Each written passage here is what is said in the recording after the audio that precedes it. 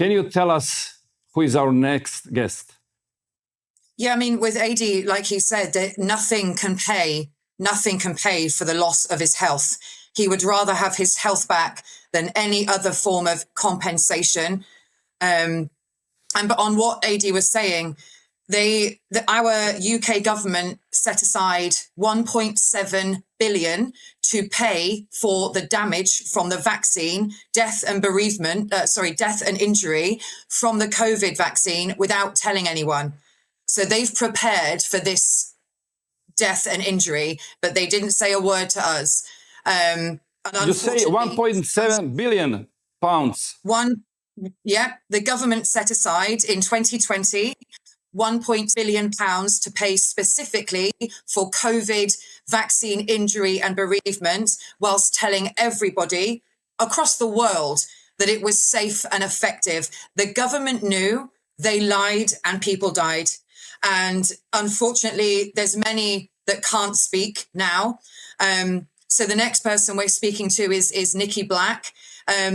She is one of the cases that she believes that she's not so badly injured as other people.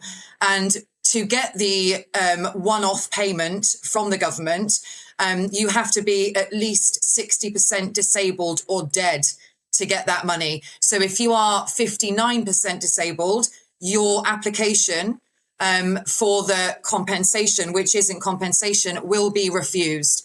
So the next person you're speaking to is Nicky Black, and she is injured from Oxford AstraZeneca vaccine, the same as AD Walker. Hello, Nicky. Welcome to our show in Croatia.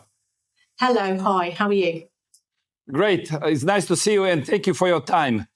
Please, can you share with our audience your experience during the pandemic and, of course, what you were facing after you take a jab? So during the pandemic, I was a teacher, and there was a lot of pressure on the teachers to have the vaccine because we had lots of children in the class. And at the time, I thought it was my duty to take the vaccine to protect the children. I wasn't really aware of all the people that were opposing, that were on the street. It was kept very much out of the media in London. And so I went to the vaccine centre and took the vaccine. And within 24 hours, I was having adverse reactions. What kind of adverse reaction you had?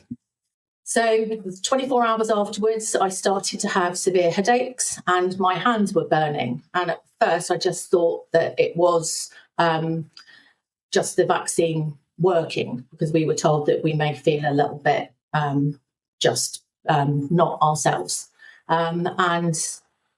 Within a few days, the headaches didn't go. And then I started to call doctors, and the doctors were all closed and they weren't wanting to see the patients. So I ended up at the hospital 2 weeks later. The hospital turned me away, said there was nothing wrong with me.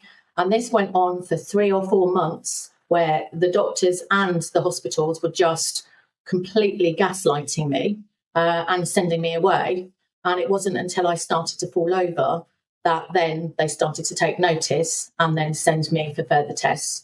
And after 4.5 months of severe pain and not sleeping and just feeling absolutely dreadful, plus falling over, having no balance, I then was admitted to hospital to do various tests, lumbar puncture, MRI, and electric tests on my nerves. And all 3 were lined up to say that initially I had the diagnosis of Guillain-Barré syndrome.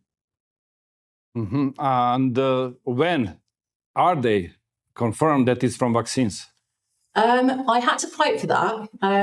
Every time I went to the doctors or the hospital, I explicitly knew it was my vaccine. I'm never poorly, never been ill, never had any underlying health conditions, on no medication. So I knew something completely different. And the fact that it was straight away afterwards. I wasn't a person that was clueless, that didn't join the dots. And therefore, I think if I didn't know, they would have tried to not give me the recognition. But because I said it right from the beginning, they had to put it on my notes in the end because I wouldn't leave without them doing it. Have you received any kind of compensation for your condition? No, because in the UK you have to be 60% disabled, and however much I've spent all of my savings, my life savings, basically trying to get better, they're not interested. They're not interested at all. Well, what you thinking when you go to get these vaccines? You heard our propaganda around, and everybody was telling you. Did you have any doubts about safe and effectiveness, or you just trusted your government? I trusted them, sadly, never again. I didn't have, because I was within the teaching profession, everybody is highly educated. I wouldn't say highly intelligent, I would say highly educated. And therefore, we just did what we were told. People didn't question because you just think that science comes through the government and therefore the government would be telling the truth to protect the people.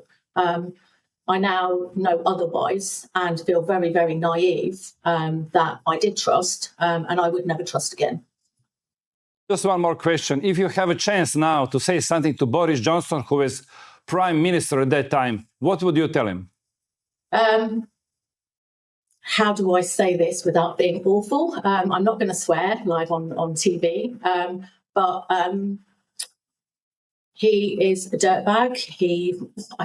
There's no words. There's no words to explain what an evil, nasty man that man is. And whoever was pulling his strings, I just don't know how he could do what he has done to the British public, along with the others within Parliament.